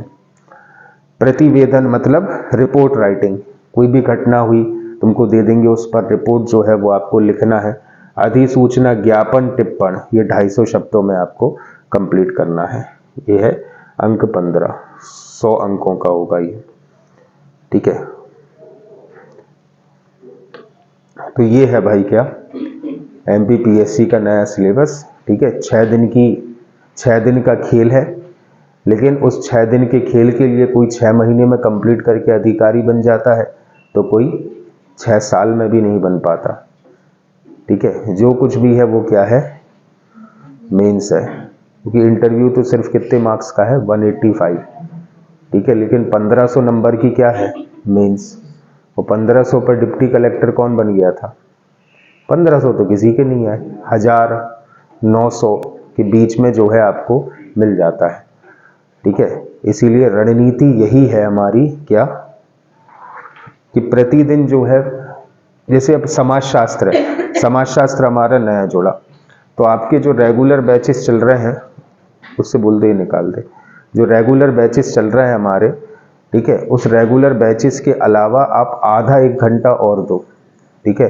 हम आपसे कोई एक्स्ट्रा फीस तो नहीं ले रहे, आप आधा 1 घंटा और दो, ठीक है। बाकी टॉपिक्स तो देखो तुम कर लोगे जोड़ तोड़ के, वो अपन बाद में भी करेंगे, ठीक है। लेकिन जैसे अब समाजशास्त्र है, समाजशास्त्र तुमने देखे कितने टफ जो है टॉपिक्स वहां पर आ गए हैं, ठीक है। तो वो एकदम से नहीं हो पाएगा यार, कि जैसे अगर आप सोचो, पहले तो हम बोल देते थे कि 30% शेष बचेगा,